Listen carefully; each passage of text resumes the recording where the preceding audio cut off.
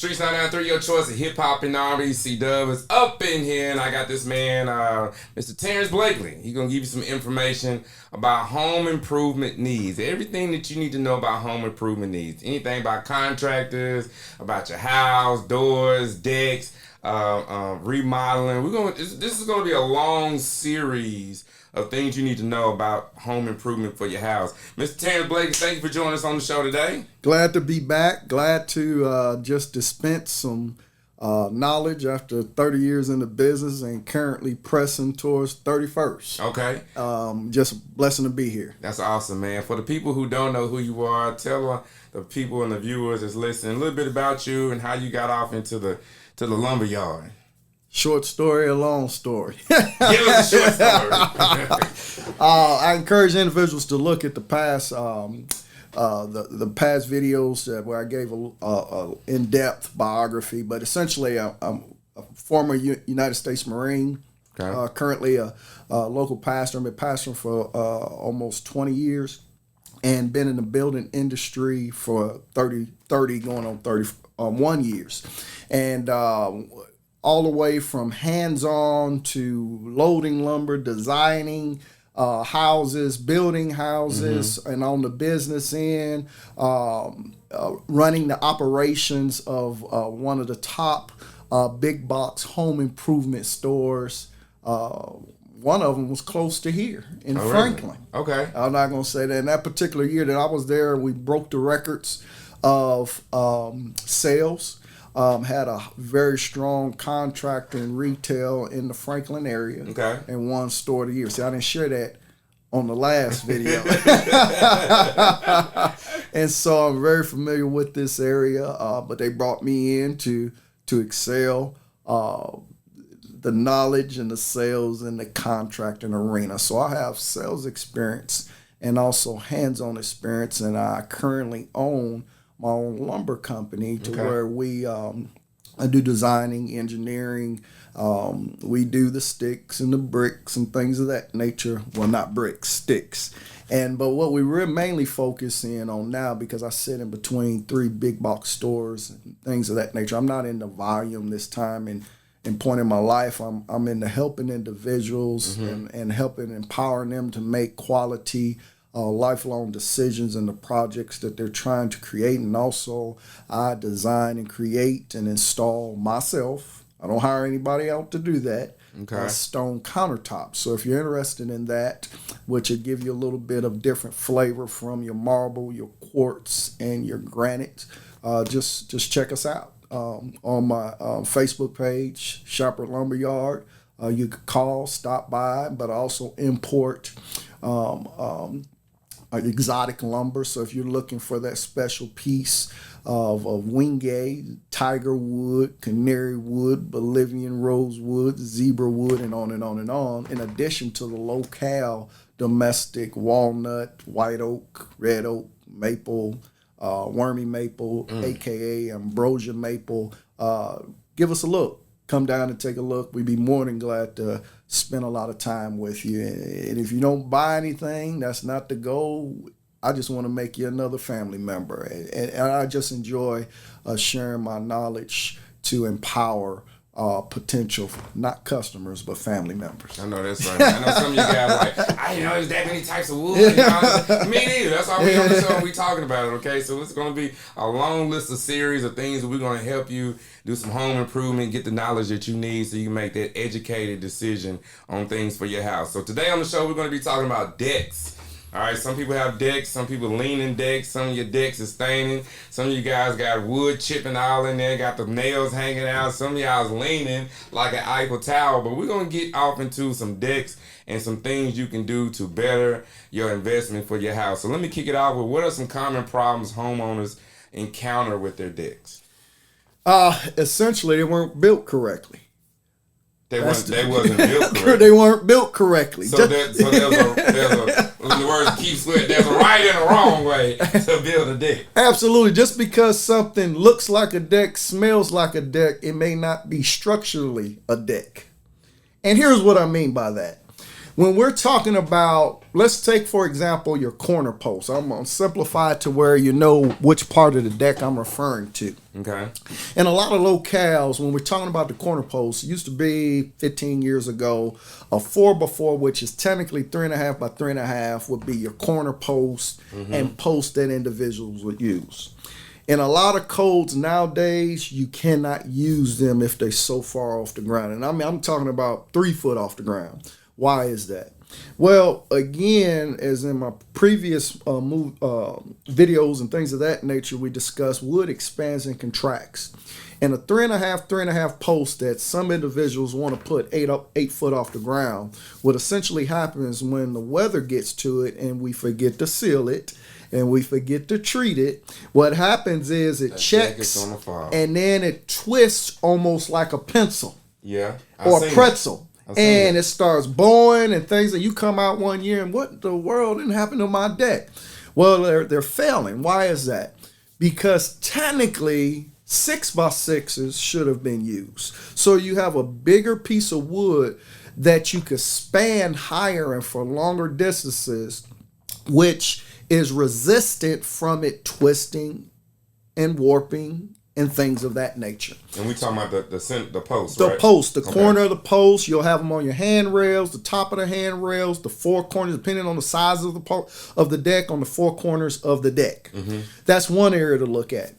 Will fail. The other thing is your joist. Now, you can try to skimp and save on your floor joist, but what will happen is individual, even codes will allow you to span, and that what I mean is clear span without having a support post underneath, depending on the height or the depth of the board, only so far. So let's take, for example, you're trying to run your floor joist a clear span of 12 foot. On the span charts and the codes, it may say you could run it up to 11.9. I'm not sure what it is now, but I definitely, if I'm running 12 foot, I would definitely not run a 2x6 as far as my floor joist. Why is that? Because if you're on the borderline of the capacity of its clear span, what'll happen is it'll start smiling on you. And you won't even know that it's smiling at you when you cooking barbecue, smoking the ribs and stuff like that. And what'll happen is it'll start bowing and dipping. That's the smile factor. So this is without the beam in the middle, right? That's without the beam under, like the center of the span. Yeah. Absolutely. So what'll happen is a lot of people build decks without that in the middle. Absolutely. Depending on the size. Depending on the size, they'll drop. I've seen went out to some job sites and had to replace where they'll try to run 14 foot, 16 foot 2x6s. To where you can clear span that without a support beam underneath, or what some may call drop girder, things of that nature. But it has to be a bigger size floor joist, like a 2x10. I think a 2x10 could span 16 foot clear span without having a post up underneath, which means more money. So you could skip and skip over that, but the deal is you're gonna pay for it later on. So a lot of that's another place to fail. Another place that fails, and me and you were talking off camera, is the simple fact you've got a band that wraps, and if you envision your deck, you've got a band that wraps around the outside of your deck. And so these floor joists are connected to this band. And so I see a lot of places that fail is they don't use joist hangers. And you may be saying, what is a joist hanger? Joist hanger is a bracket that you find in any big box store that sits like a saddle. And that floor joist sits up and is made out of commercial steel that it sits up in there. And you screw or nail, they make joist hanger nails that's galvanized that will not rust. And they go in the pre-slotted holes on that joist. Okay. So you've got maybe 8 points of contact per joist hanger on that floor joist, which is going to secure that to the band. Not a simple toenail. And for us that's been in the game for a long time, we know what toenailing is. And basically you try to line up the nail at an angle and try to shoot it through the wood to hit the band. Sometimes that works, but oftentimes it doesn't. That'll split the wood, right? It'll split the wood. And so you're relying on the individual to toenail it. Now, let me backtrack. Some deck builders do put a ledger underneath, and that works as well and works just as good as a joist hanger. And a ledger is essentially they put a strip or band of wood at the bottom and have the joist sit on that band. So that's good. So I don't want to dissuade you into thinking that the only way is joist hangers. So there are other ways, but you want to make sure there's several points of contact, because when somebody's walking on there, you have a family reunion, that's a lot of weight that's on that Especially joist. when you get like 8 or 9 Absolutely. family members. And you heard about throughout the years where in a lot of apartment complexes, things like decks failing. Mm-hmm. What do you think failed? The floor joists. Yeah. That's the thing. And so you got to investigate whether was the span too far and various other factors, whether joist hangers, and a lot of places is codes now where you have to use joist hangers. But what happens is person builds a deck at their house, they don't pull a permit, so there's nobody to check behind. A guy gives you an outstanding price, you think it's a real good deal, but it's an inferior product. He just putting something together cheap just to get you And money. you you see that like, it's a great amazing. deck.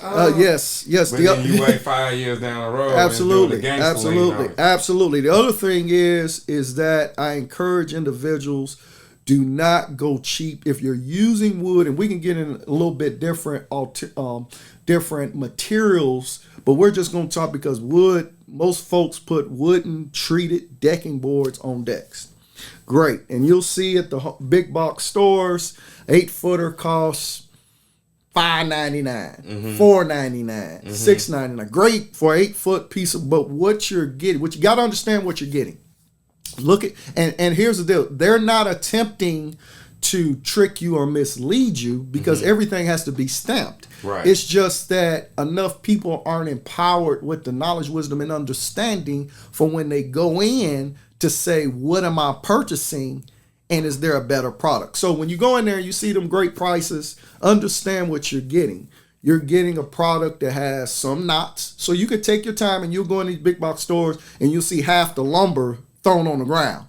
Okay, what's happened is individuals has went and trying to pick through that bundle to get the ones with the least amount of knots. And there is a few in each bundle. But those boards are priced at that purpose because they're number 2. Now, number 2, lumber is going to have more wane, more bark, more knots. So if you got more knots in a particular board, people don't realize knots is a point of failure because that's where a branch had grown from the tree, and that's a point of weakness because that knot can fall out.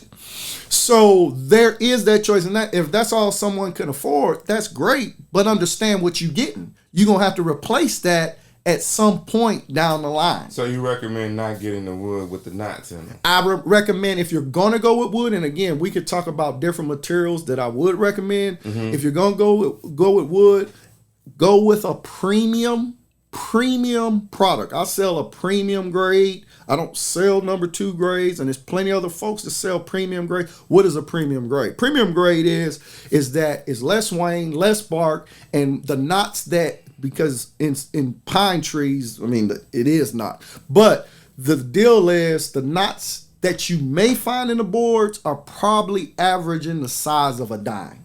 So it's a lot cleaner, a lot smoother, less knots, less prone to failure later on down the line.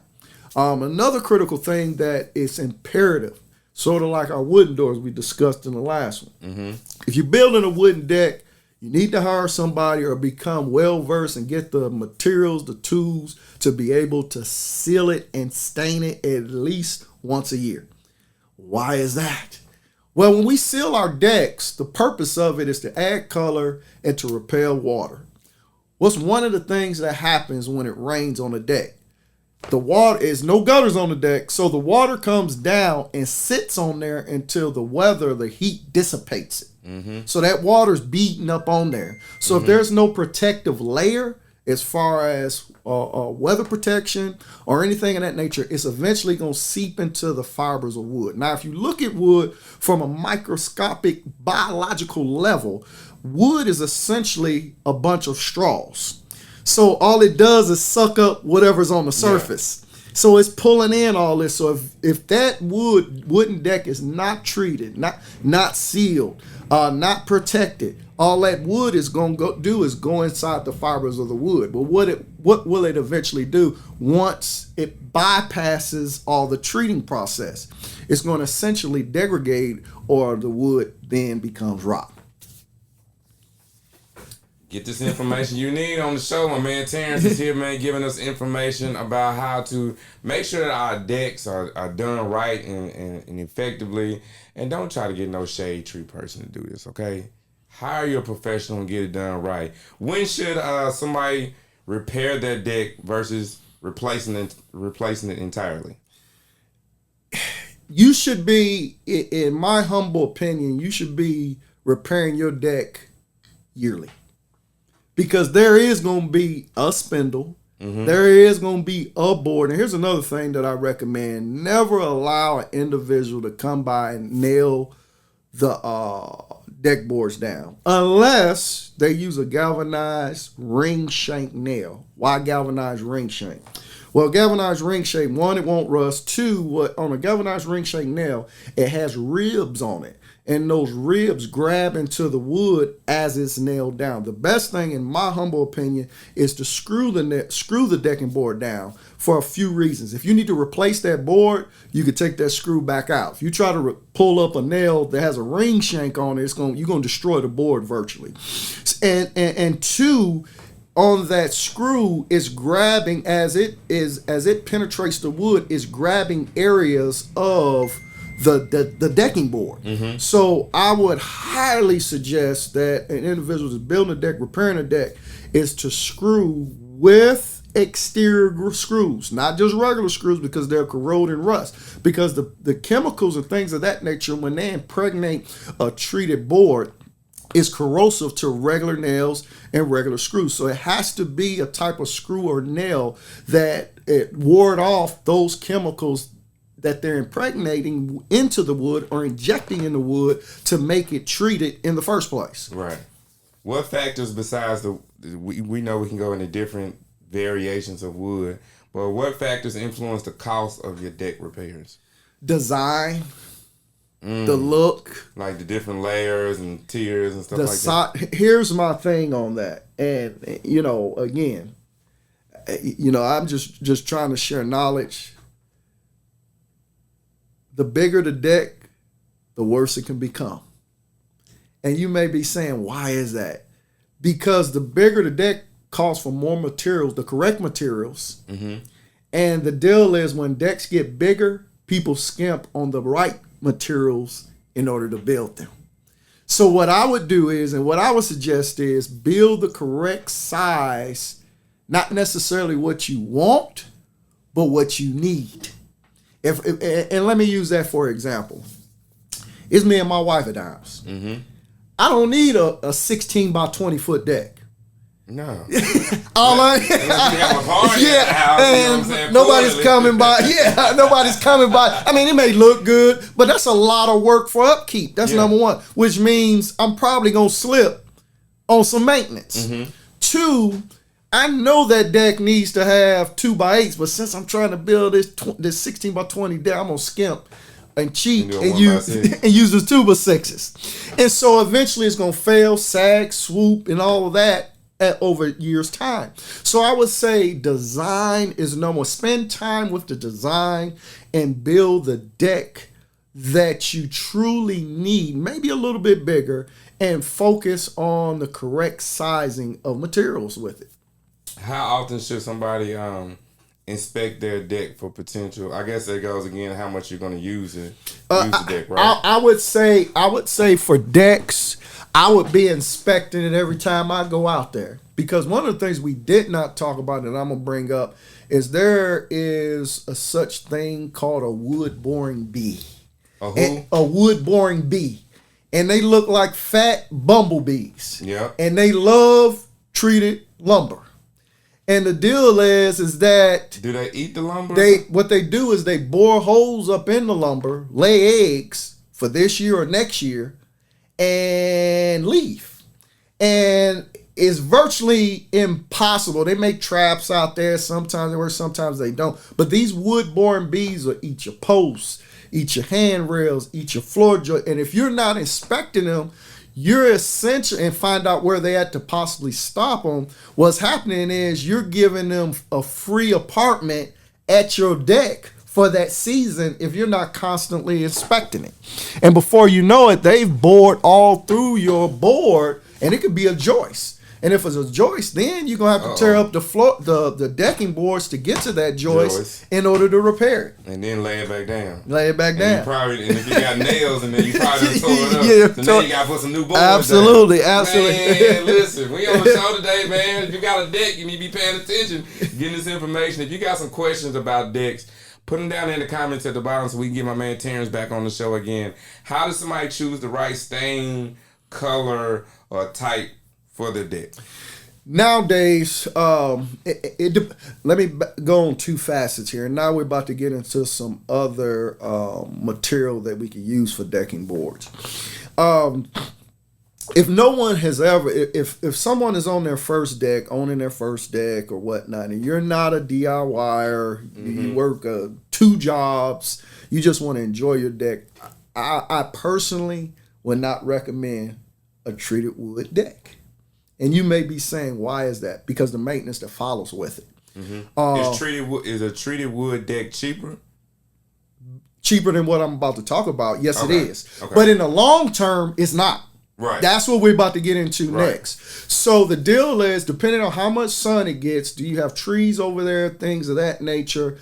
Because you do not want the sun, the UV rays beating down on it for 90 days when we hit those 95, 100-degree days on that wood. If you step outside barefoot on that deck, you'll realize why you don't want that, because that's just more waterproofing, more staining that you have to do. But if you ask me what type of stain, make sure it has UV inhibitors, again, to repel the sun. Make sure it's not too dark. A lot of individuals want to go with a dark gray or a black, but guess what that does?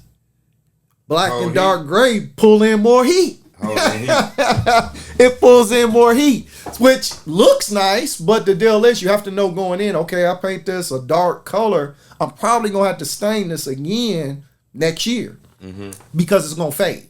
That's any dark color with that. So those are some of the things that I would consider. Again, the polyurethane or sealed waterproofer waterproofer stain that has UV inhibitors to reflect the sun rays, and also don't go too dark if it's at all possible.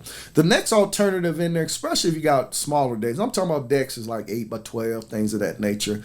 You really need to go move into what they have, and I'm not going to boast one particular product here, but a composite material. Now, there's cheap composite materials, they're mid-level, and there's high dollar. They even got some composite materials that I sell that it's even got heat sensors up in it to where it cools the decking board back down. Oh, yeah. And they even cool it, drop the temperature of the board a few degrees so you can walk out on those 100-degree days in your barefoot. It's not burning your feet. It's not burning your feet. So why do I say that? At my age and where I'm at in my life, if I was to build another deck, it would have to be composite, even if I had to go smaller. Why? Because I don't have to worry about going out there waterproofing it, staining it, or anything of that nature. It'd be composite and some sort of metal with spindles. And the thing is, and you may be saying, what is a composite material? Most of them companies out there, composite material is a mixture of wood and resin. They have their own formulas, things of that nature. So it has like a plastic type of feel, but at the same time, wood feel. From when I first started, they have come leaps and bounds with the different styles, the stains, things of that nature that come in. But once you do that, unless there's a manufacturer breakdown, you're done. You don't have to stain it. You don't have to waterproof it because and a lot of them, they have a protective shell already on there that repels all this damage and things of that nature. Will it fail one day? Yeah, but you're talking about maybe 20 years down the road or something of that nature. It's not something that you have to upkeep. So there's a little, depending on what level you go into, there is a little bit more involved on the upfront of the product, but a couple years of staining and waterproofing, you're going to exceed that. So for an 8x12 deck, the treated and the composite, what is the price difference in the two? 8x12 deck. So let's do a little math here. Depending on which way you're running the board. But let's say we're running our boards 12 foot. So we're going to need probably approximately, let's go 96. You're going to pull the calculator out, y'all. Serious around here. So you're going to need about 19 8-footers. 19 12-footers if you run it the 8-foot way. We're just going to do 8 because that's simple.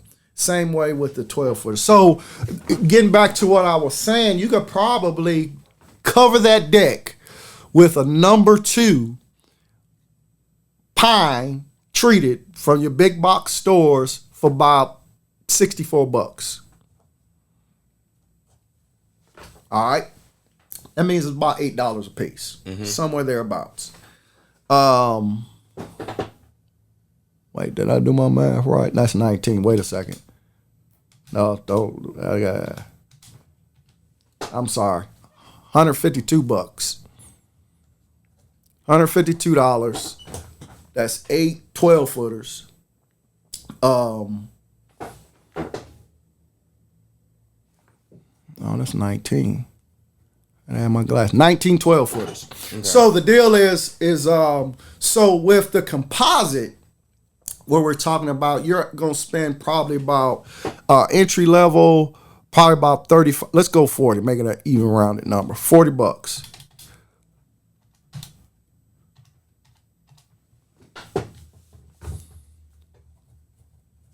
About $760. So it's $760 on one end, $152 on the other. Yeah, but the 152 may be cheaper, but you're gonna be staining. You still gotta stain. You still gotta stain it after that. The money you spend staining, they're compensated on the set. And then you still gotta do it the following year, and then the following year, and then the following year, staining and sealing it. See, a lot of folks don't realize staining and sealing is not a one-time thing. In some areas of the country, it may be two times a year you have to do it, depending on the heat, the weather, and things of that nature. Are there some DIY deck repair tasks that a homeowner can do to safely undertake instead of getting a professional? I think number one can do is waterproofing. And the deal is, because you could buy a product like a Thompson water seal, put it in a pump sprayer, and if you don't do anything else, you can put in that pump sprayer, walk around your deck, and spray this waterproofer on there. So that's one thing an individual. If you don't even stain it, you could at least protect it by putting some waterproofer on there. So the water don't mess it up. Right, exactly. So you can stop some water penetration. The other thing an individual can do, if you see some boards raising up and it is screwed down, we're talking about treated decking boards. If it is raising up, you can take your screw gun out. Most homeowners, DIYers got screw guns. Screw that board back down. Also, check every once in a while up underneath your deck, your poles for wood-boring beaks. Another thing individuals can do is check your spindles. A lot of times, and this has to go with safety. Spindles and codes, especially wooden spindles, they have to be installed 4 inches on center. And you may be saying, well, why 4 inches on center? Because they come to the conclusion that 4 inches on center, a baby can't stick, or a toddler can't stick their head through the spindles and choke themselves. Okay, so they're spaced a particular way. For a reason. So in most spindles, and the cheap ones that you find in big box stores, anywhere from 99 cents to $1.25. And the deal is, so it's made out of 1.5 by 1.5 lumber. Okay. So those things expand and contract too. Right. So there's only one nail at the top and one nail at the bottom. So when this thing expands and contracts throughout the summer, it's moving. Yeah. And so it may become loose. And so you want to check your spindles, especially if you got wooden spindles, because if you have toddlers, young people, things of that nature, and your deck is a little bit high up off the ground, you don't want to have a loose spindle and the kid fall through there. So you want to check those and make sure they still secure, things of that nature. Just those few things alone will go a long way. What about front porch decks that have railings, but the spindles are not metal? Those are the ones I'm talking about, the treated spindles. Yeah. Yeah, the treated spindles I'm saying you have to check. Now, are you asking me if they have metal spindles? Yeah, metal. Okay, metal spindles. Depending on the installation, let me back up a minute. I wanted to make sure everyone was clear on that 8x12 we were talking about.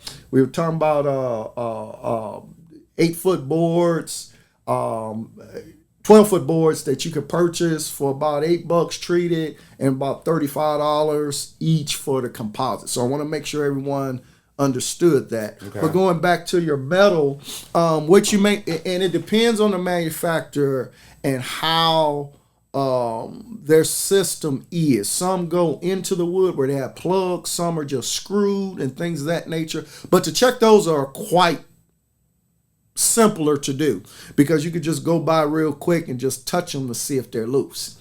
If they're face mounted on the metal spindles, all you got to do is tighten up the screw.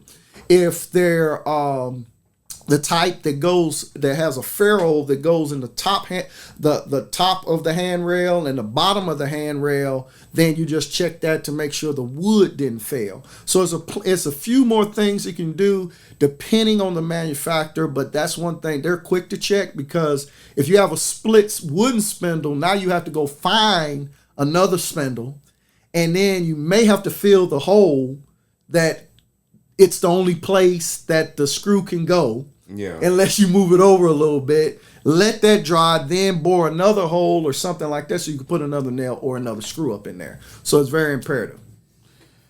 What are key considerations when planning for a new deck construction? Key considerations: longevity, ease of maintenance, location. Now, here's the deal.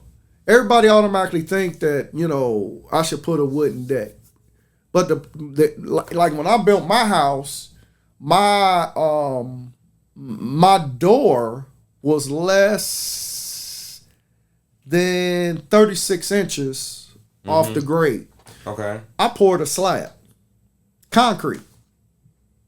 You could pour and then backfill it up to there. So in some instances, it's not even, you could pour a slab of concrete and make a concrete patio versus putting a deck up there. And pouring a concrete patio is extremely more time efficient. Depending on how big the deck is, it could even be cost effective. And also the maintenance is a whole lot cheaper. A concrete slab on a deck? No. You said what are some considerations when planning a deck? Oh, right? Okay. I got you. You may not need a deck at all. That's what I'm getting at. Right. Look at different options, and they're coming out with different things. And it all depends on how high the proposed deck is, because a lot of time, you pour concrete 12 inches, things of that nature. If you 12 inches from the threshold of your door, does it make sense to put a deck there? When you could pour concrete and be done with it. It depends. When we're talking about decks, look at all your options. They even got stepping stones out now where you could put a base of sand on it, lay the stepping stones on, and that becomes your patio. So it's a lot of things. Check to make sure that we're really talking about a deck when you're in that particular market. But location, and if you're going to materials, the ease of those materials. A lot of times, it's up high on the second story. And one of the things you have to consider is where's that water going when it goes through the deck boards? Is it a drainage system that needs to be put in? They make these where the drainage system, when it falls, it moves that water away from underneath your deck. Because normally if somebody builds a 2-story deck on the second story, especially if the grade is real tall, well then they pour in a pad underneath, and they may hold barbecue events or a storage or something up under there. If you don't put that drainage system that's on that deck up there, all it's going to do is pour on you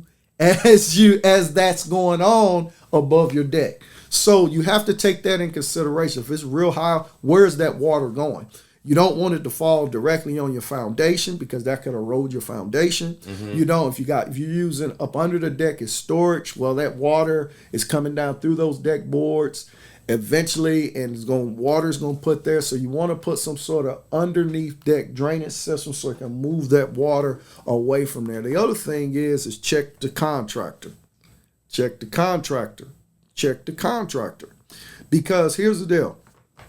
Be knowledgeable, because when they're building your deck, you want to make sure you check behind them. It's code in a lot of places now to where you got to put joist tape down there.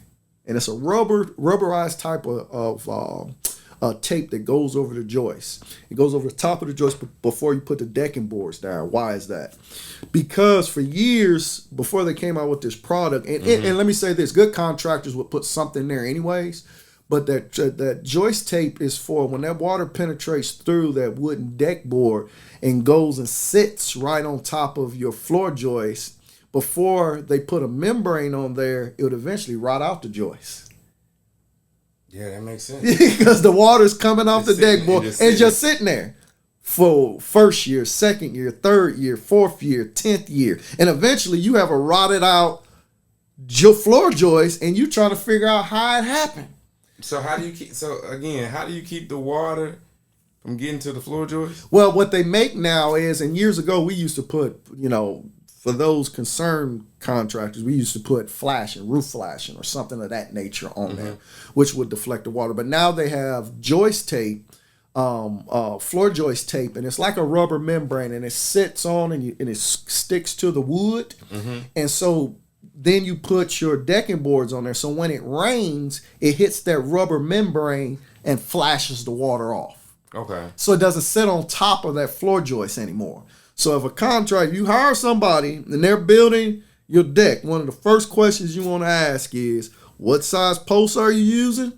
And are you using joist tape? And if they don't know what that is, they probably shouldn't be building your deck. That's a red flag right there. That's a red flag. I was going to get into that. Give us some more questions that we should ask our contractor before building a new deck. Okay. One of the things when you're testing the competency of their skills, and you need stringers for your steps, you ask them, do you hand make or hand cut the stringers? What's the stringers? We're about to get into that. Okay. The stringers, and that's a critical sign because that means they have done a ton of decks and they know exactly what they're doing. What the stringers are the boards to where your steps sit on. So if you're looking, the dude like this? Yeah, okay. You know that it steps up like that. And so is it like 2 or 3 of them? It's at least that. Maybe it's got to be at least 2, but depending on how wide it is, it may be 3 or 4. Okay. If they don't know how to cut them, you probably need to find someone else. Now, can't you buy them already cut? Here's the deal. Oh man. You can buy them in a lot of big box stores. Carry them in 2, 3, and maybe 4. But the deal is, we in Tennessee, so most decks is higher than that off the ground. So you either got to either have a 5, 6, 7, and what about the stringers inside the house is going up to the second floor? You can't buy them. You have to cut those if you're building a new house. So I can't tell you how many times I get calls to where guys are asking me, do I have them pre-cut? And I'm like, guys, all you got to do is buy the 1 to 3 step stringer at Lowe's, trace it out. If you need 6, flip it over, and then cut it out. And the deal is, if you don't know how to cut a stringer off a jig, that's one of the questions you got to be able to discern whether I really want this individual build my deck. I lose you there. These are some questions right here. You guys need to be make sure that you're asking your contractor. We on the show today. I got my man Terrance here, is giving us some information about decks and things you can do to treat these decks, and some things you can do personally to preserve the life of the deck. What do you want to tell somebody right now who is a DIY person, who's looking at that deck, got some boards up, and they just trying to get ready? Springtime is here, and they getting ready to try to, get ready. They got family coming over. What are some things that they can do themselves if they don't want to get a professional for their deck? First of all, have the mindset, if you are a DIYer, I can do it. Anything can be done. I could walk an individual through to build a house from scratch. As long as they have the willingness and eager to obtain the knowledge, wisdom, and understanding, it can be done. So the deal is, if you got a deck, you're trying to maintain it. Again, let me reinforce, the main thing you want to do is look for wood-borne bees. You can do that. Put a flashlight up under there. Check that out. When you finish, is there anything that you like? Is there anything that can stop the bees, like mothballs or something? They make traps, and I sell them. Folks sell them, and you'll catch some. But the deal is, nature is nature. Once they like the taste of your particular wood, you just got to battle them. Now, can you see the eggs that are in there? You see the holes, because what they'll do is you'll hear them. They'll be born in your wood, and you can hear something go zzz. You'll be like, where's that coming from? They just eating the inside of the wood. Now, one thing to combat that is, and one of the things that I do, is that when you see a hole, fill it back up with either caulking, silicone, things of that nature, so they can't come back out that same hole. The downside of it is that if they've already laid their eggs in there, you're really blocking the hole up, and then they'll just come out of their eggs the following season. And so it's just one of those things you just got to keep fighting. You could buy, and see, we didn't even get into this today. We can get into this another time. You could, instead of treated lumber, you could also build your deck out of cedar, which is more resistant to wood-borne bees, or cypress. Cypress is grown in the swamps down there in Louisiana, things of that nature. And so they're weather resistant and bug resistant as well, but we won't dig into too much of that today because there is an added expense to that. But if we're just talking about what the run-of-the-mill, the average person has, that's the thing. Check for wood-borne bees. Make sure it's at least waterproof. Make sure you staining it and sealing it once a year, and make sure that you're screwing those boards down and checking for loose spindles. You can do that. You can do, with the exception of the waterproofing and staining, you can do that in 30 minutes. What's the process for that, and how long is it? You said about 30 minutes for that? Right. The process of what we're talking about as far as things they can do. Yeah, well, the staining part. Oh, the staining part is not going to take that. I said with the exception of staining. Oh, okay. Because now let's get into the staining process. Now you got me. So what we talking about is the average person may assume that once you stain a deck, seal a deck, stain a deck, that you can, when it's time to do it again, all you got to do is pull out that old 5-gallon bucket, get your brush out, and get to staining and doing that again. Wrong. Wrong. You educated me today, because I thought I was going to get me a roll. No. Because what we fail to realize is, and we can look at our cars, our newly washed wax cars, after about 3 or 4 days. If you look at the side of them, what's on them? Dust. Dirt. Well, what do you think is on your deck after a year? Dirt. Dust. Sap. Soot. So the thing is that those decks have to be cleaned first.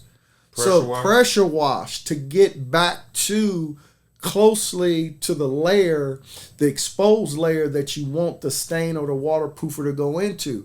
You could go to some houses and it'll look like they got a sheet of plastic on some of them decks. And it's like, well, how is that going on? Well, what's happening is they just put paint on top of paint on top of paint on top of paint, or stain on top of stain on top of stain. And what happens is it never penetrates the wood. It just adheres to the top coat. Now, how good is the top coat that you rolling over? Unless you pressure wash it, clean it, things of that nature, so that wood could absorb the new stain, waterproofer, whatever you're trying to put in that wood to protect it. So you've got to first clean it first. Pressure washing is the easier one to do. Then after that, you got to let it dry. So you got to let it dry for a period of time, because you can't put new treatment on something that's wet. So let it dry, depending on the temperature, depending on how many days of no rain.